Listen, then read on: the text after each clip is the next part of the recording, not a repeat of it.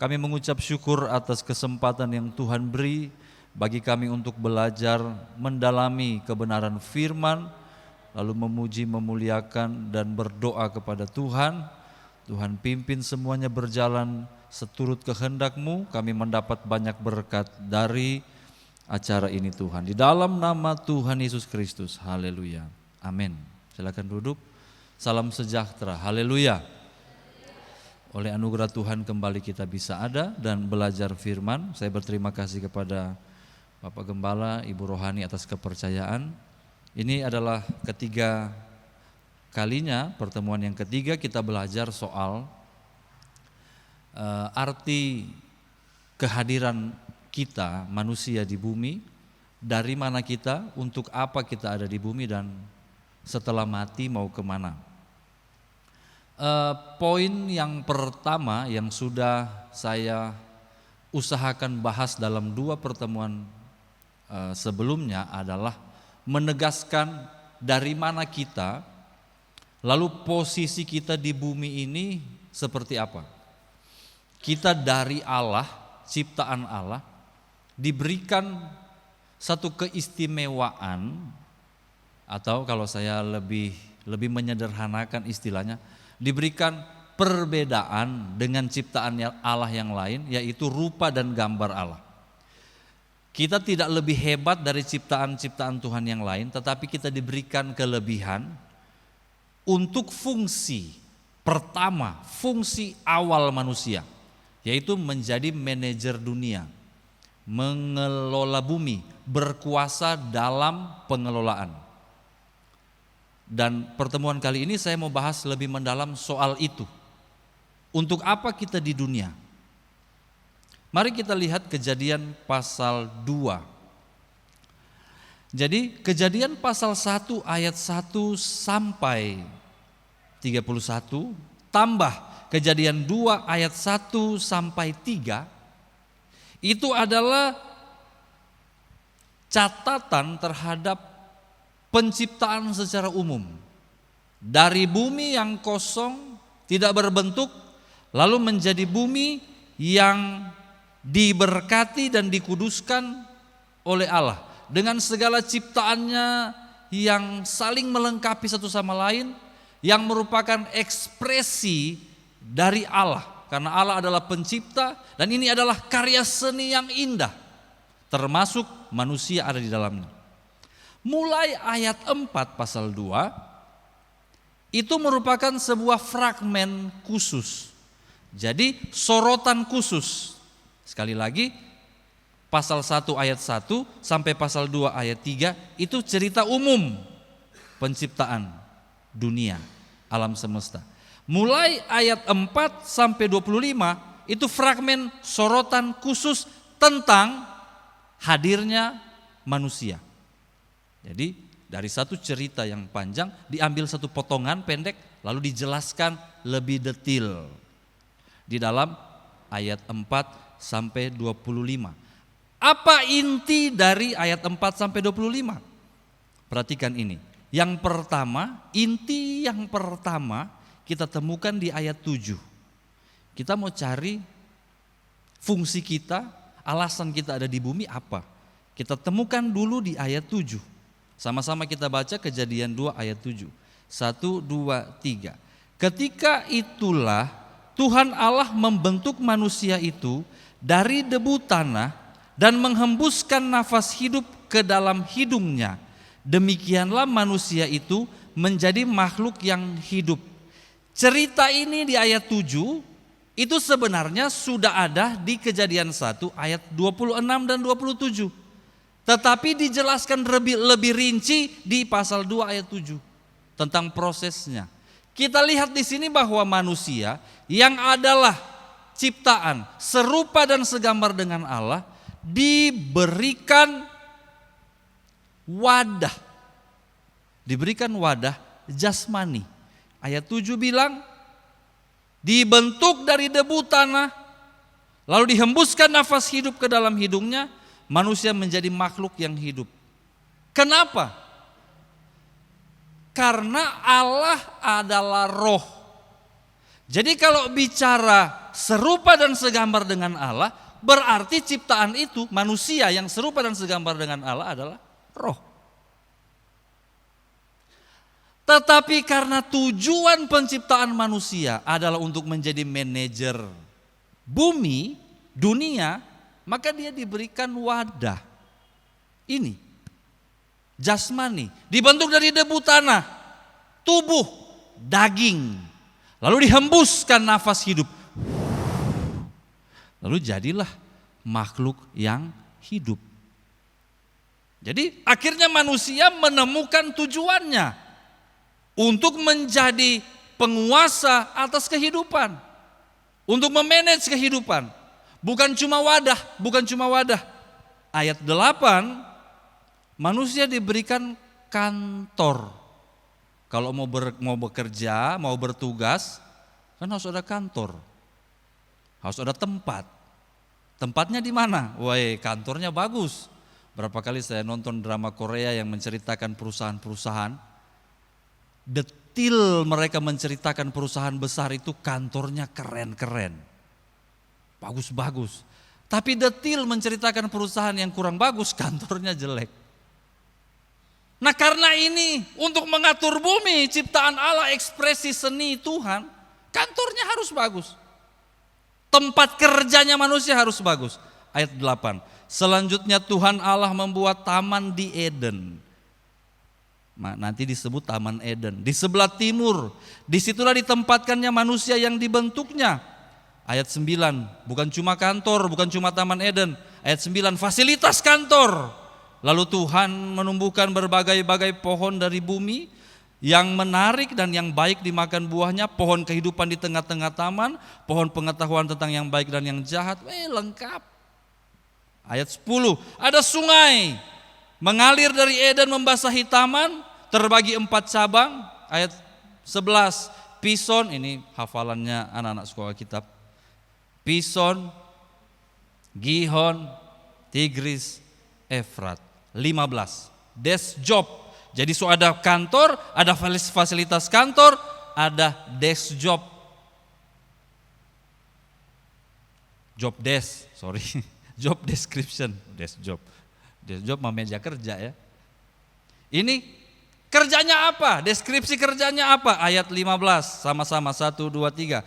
Tuhan Allah mengambil manusia itu dan menempatkannya dalam Taman Eden untuk mengusahakan dan memelihara taman itu. Itu tugasnya. Tugas saya dan saudara sebagai manusia, mengusahakan dan memelihara kehidupan di tempat dimanapun kita ada. Kalau Adam dan Hawa dikasih Eden, nah Hawa belum ya, nanti di bawah baru dikasih. Nanti di bawah baru Hawa ada. Ini belum.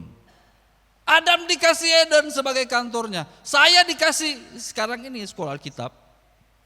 Saudara dikasih apa? Kehidupanmu masing-masing. Silahkan diusahakan, silahkan dipelihara. Itu kantor kita dalam tanda kutip. Kehidupan yang bersentuhan dengan kita, itulah tempat kita berkarya untuk menjalankan tugas Tuhan. Tetapi sebagaimana layaknya sebuah tugas, ada kewenangan yang dibatasi. Kita di kantor sebagai apa? Saya ambil contoh di kantor sebagai apa? Anda di kantor sebagai apa? Sebagai teller di bank? Apakah bisa mengambil keputusan kredit? Enggak ya Pak Eldi? Anda kepala cabang, apakah bisa bagaimana memutuskan di pusat? Enggak bisa. Ada batasan kewenangan. Dan kepada Adam diberikan semua kebebasan untuk menguasai, mengelola, mengatur, memanage, memelihara Eden sebagai representasi bumi keseluruhan. Tapi ada batasnya. Apa batasnya? Ayat 16. Ayat 16 dan 17 itu batas kewenangan. Saya baca. Lalu Tuhan Allah memberi perintah ini kepada manusia. Semua pohon dalam taman ini boleh kau makan buahnya dengan bebas. Semua, padahal tadi disebut di ayat 9 banyak sekali. Jadi kalau bilang semua, segala macam terlalu banyak. Ayat 17, tetapi pohon pengetahuan tentang yang baik dan yang jahat itu, janganlah kau makan buahnya, sebab pada hari engkau memakannya, pastilah engkau mati. Ada batasan hai Adam, ada batasan hai manusia, di mana engkau tidak bisa melanggar batas itu. Waktu saya baru mulai belajar Alkitab sampai di ayat ini, saya jengkel dengan Tuhan di dalam pikiran saya. Tahu-tahu itu bisa dilanggar, kok Tuhan taruh di Eden? Kok Tuhan taruh di Fatum Nasi sana kah? Kan Adam belum ada pesawat waktu itu, dia tidak bisa terbang sampai Fatum Nasi kalau dia di Eden. Masa Tuhan taruh di Eden? Waktu mulai belajar Alkitab, walaupun waktu itu saya belum tahu itu Fatum Nasi di mana. Tapi kemudian saya renung-renung lagi. Sabar dulu. Menurut ayat 9, berbagai macam. Artinya sebenarnya jika Adam berpuas dan Hawa berpuas kepada kepercayaan Tuhan, maka amanlah hidupnya. Sebenarnya aman hidup. Segala sesuatu yang dia butuhkan sudah ada di kantor itu. Sudah ada di Eden. Segala fasilitas yang perlu sudah ada di sana. Tetapi kenapa harus sampai ambil yang dilarang? Kenapa harus melanggar batasan? Dan disitulah sebenarnya Tuhan sementara memperkenalkan manusia kepada kenyataan bahwa manusia adalah agen bebas. Saya tidak pakai kata kehendak bebas. Saya pakai kata agen bebas. Kita punya hak. Saya menghindari kata kemampuan. Saya pakai hak. Atau kemungkinan. Nah, ini lebih enak. Kita manusia punya kemungkinan untuk memilih. Dan kalau selama saya dan saudara, selama Adam ada di dalam pilihan-pilihan yang sebenarnya sangat banyak, sangat bagus, sangat indah, sesuai kehendak Allah, maka engkau akan tetap bisa mengelola kehidupan dengan aman. Kita belajar dari Adam. Tapi ketika engkau melangkahkan kaki melanggar batas yang sudah Allah tentukan, kacau. Sebelum kita lanjut ke pembahasan selanjutnya, coba kita renungkan baik-baik ini. Ada begitu banyak batasan-batasan yang sudah diberi oleh Tuhan, oleh aturan, oleh norma, sudah ada. Oleh sains, saya sangat percaya kepada sains, saya sangat percaya kepada fisika, kimia, saya percaya kepada biologi, karena itu adalah ilmu pengetahuan yang diciptakan Allah di dalam alam yang beroperasi dengan sendirinya. Tak perlu kita menantang ilmu fisika, gravitasi dengan alasan mujizat Tuhan, tidak perlu dan tidak penting. Tapi ini kan seringkali diangkat-angkat sebagai sesuatu yang wah. Saya baru nonton beberapa waktu yang lalu, ada sebuah retreat di entah di mana di Pulau Jawa sana, retreat rohani. Lalu katanya ada Tuhan melangkah di tengah-tengah mereka sehingga jatuhlah debu-debu emas di jejak-jejak Tuhan. Dan mereka kasih tunjuk, ini di Alkitab ada debu-debu emasnya. Beta juga waktu ini Alkitab masih baru, dia pun kuning-kuning tak cabut. Di sini juga ada dia pun mengkilat-mengkilat, tapi beta sudah sempat bilang di jemaat, ini debu emas ada di sini. Ada yang masuk sampai di rambut, ada debu-debu emas. Dan anehnya mereka bikin video lalu bilang, oh ini puji Tuhan, inilah bukti bahwa Tuhan datang. Kalau beta potak jangan bilang itu Tuhan datang. Kumpul itu debu-debu emas, kau bawa pi toko emas. Siapa tahu dapat 3 gram kan lumayan kau tong pi makan. Terlalu suka, tapi itu disukai loh di sana. Gereja itu penuh, banyak jemaatnya. Terlalu menarik untuk sesuatu yang menantang atau melampaui batas-batas yang memang Tuhan tetapkan. Jatuh itu ke bawah, itu ketetapan Tuhan lewat gravitasi. Jatuh ke bawah nih, saudara yang jatuh ke atas. Tapi suka kita melihat, ada orang jalan di atas air. Tanya dia pun nama, Petrus. Kalau bukan Petrus, Yesus. Kalau bukan, jangan percaya. Kenapa kita harus menantang? Ini karena kita adalah agen bebas yang bisa memilih. Belum lagi saya bicara dosa. Ini masih di kalangan rohani, dosa. Di kalangan rohani kita suka dengan orang yang berkata bahwa dia mimpi lihat itu, dia pernah ketemu dengan Tuhan Yesus, dia pernah pi sorga, ada yang pernah sampai di neraka jahanam sana. Suka kita, ngumpullah bareng-bareng. Wah, kita sampai di neraka, tapi dalam hati kenapa tinggal di situ? Suka kita melanggar batas. Itu masih rohani. Bagaimana dengan dosa? Apalagi dosa? Hobi manusia. Kok bisa? Pembuktian bahwa kita adalah agen bebas, ya memang ayat ini. Sekali lagi prinsipnya, kalau kita tetap ada dalam batasan-batasan yang diatur oleh Tuhan, maka hidupmu, karyamu, karya saya akan menguasai, mengelola kehidupan, memelihara kehidupan. Rumah tanggamu akan berbahagia, pekerjaanmu akan baik, keluargamu akan sentosa, dan kita akan mengalami kebahagiaan. Yang setuju katakan amin. Tetapi begitu kita step out, keluar dari batasan itu, selamat menikmati apa yang dinikmati oleh kita sekarang umat manusia. Kejatuhan di dalam dosa. Jadi sampai di titik ini Bapak Ibu Saudara yang diberkati Tuhan, ayat 18, Adam dapat penolong. Tuhan bilang tidak baik manusia seorang diri, aku akan menjadikan penolong baginya. Ayat 19, Tuhan membentuk dari tanah segala binatang hutan, burung di udara. Manusia memberi nama, ayat 20. Dia berfungsi, dia menguasai, dia mengusahakan, dia memelihara taman itu. Tapi tidak ada yang sepadan. Ayat 21, Tuhan Allah membuat manusia itu tidur nyenyak. Ketika dia tidur, Tuhan ambil salah satu rusuk daripadanya, menutup tempat itu dengan daging, dibangunnya Hawa. Klop. Dan kita lihat ada satu hal yang sangat menarik di ayat 24 dan 25. Menandakan bahwa Adam dan Hawa sedang berfungsi.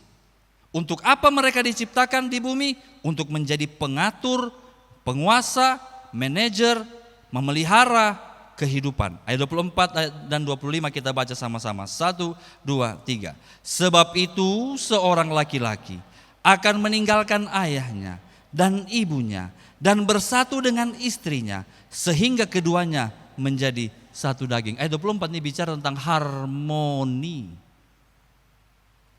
kesatuan. Dua yang berbeda berjalan seiring, harmoni.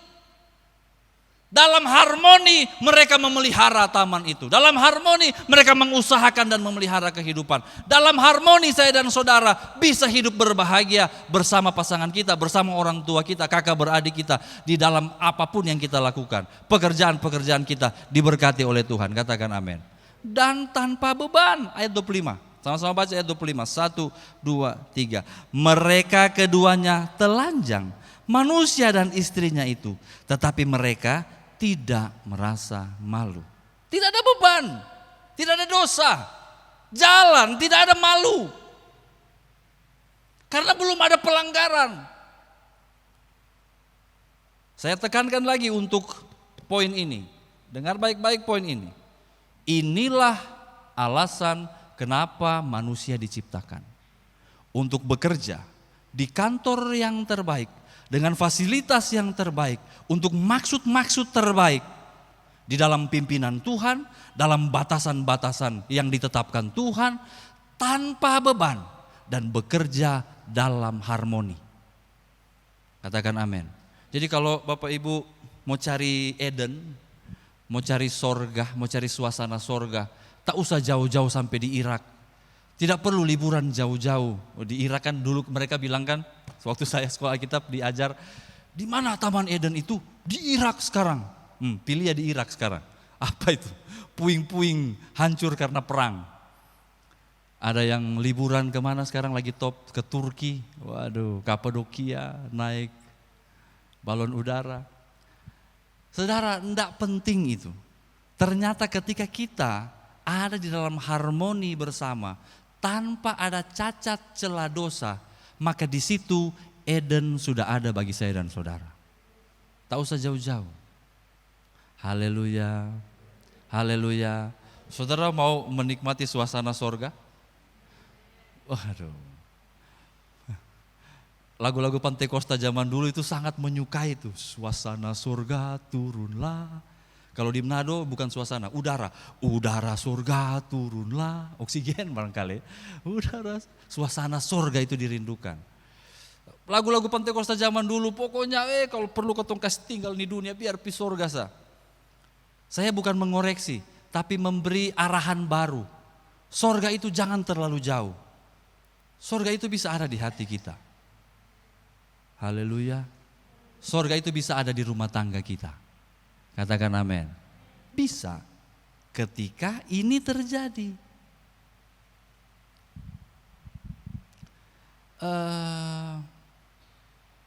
Kalau semuanya baik-baik saja maka selesailah PA ini dan kita pulang dengan senyum.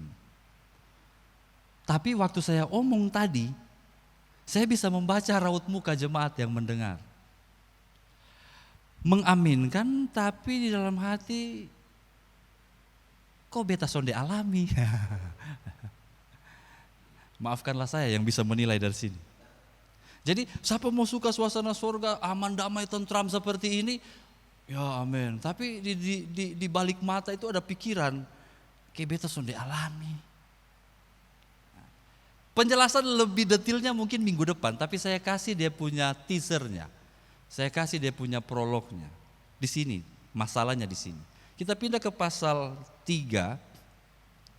Kita pindah ke pasal 3. Kejadian pasal 3 ayat 6 dan 7. Persoalan terjadi di sini. Dan ini masih kita alami sampai sekarang. Ayat 6 dan 7 Kejadian 3. Yuk, pelan-pelan aja kita baca. 1, 2, 3. Perempuan itu melihat bahwa buah pohon itu baik untuk dimakan dan sedap kelihatannya. Lagi pula pohon itu menarik hati karena memberi pengertian. Lalu ia mengambil dari buahnya dan dimakannya dan diberikannya juga kepada suaminya yang bersama-sama dengan dia, dan suaminya pun memakannya. Batasan dilanggar. Ular tidak paksa. Ular tidak datang dan parang kau bilang makan jang beta. Tidak. Ular tidak todong pakai pistol. Ular cuma menggunakan indera manusia. Coba lihat Hawa. Coba lihat. Ular menggunakan pendengaran Adam. Ketika Hawa bilang makan, dia dengar makan. Makan. Batasan dilanggar. Dan ketika batasan dilanggar, ayat 7. Ayat 7. Mungkin ini yang terjadi kepada saya, yang terjadi kepada saudara, sehingga hidup kita belum berasa sorga. Ayat 7, 2, 3. Maka terbukalah mata mereka berdua, dan mereka tahu bahwa mereka telanjang. Lalu mereka menyemat daun pohon ara dan membuat cawat. Terbukalah mata dan beban dosa itu terpikul. Makanya ada rumah tangga bilang ketompu rumah tangga ini suka neraka.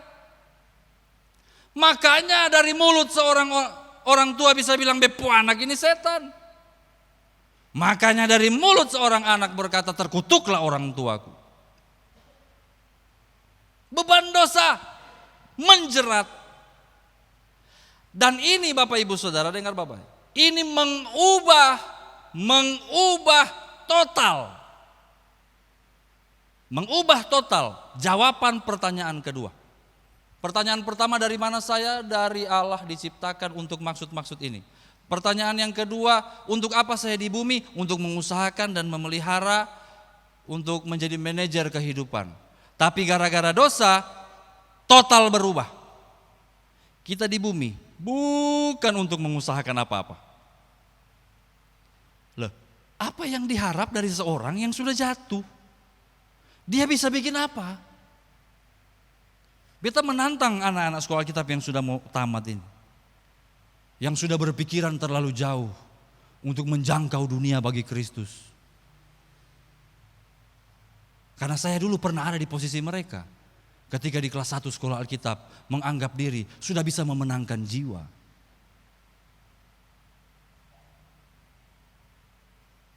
Kenapa belum? Karena kita masih rusak. Ada seorang mau bilang, saya mau berumah tangga. Belum. Kenapa? Belum bisa. Masa om? Belum. Kejadian ini merubah maksud kita ada di bumi. Nanti saya jelaskan minggu depan. Tapi ini maksudnya. Kalau awalnya kita ada di bumi untuk mengusahakan kehidupan, sekarang kenapa kita masih ada di dunia? Untuk memulihkan diri. Itu dulu. Jangan dulu sok-sokan kita mau memelihara kehidupan. Kehidupan sendiri ada belum dapat kok. Belum jadi, masih naik turun. Bahagiamu masih naik turun, temperamenmu masih naik turun, dosa masih jatuh bangun. Mau bikin apa? Kita ada di dunia sekarang untuk memperbaiki dan memulihkan diri. Supaya bisa kembali kepada maksud awal Tuhan. Lengkapnya minggu depan. Tuhan Yesus memberkati.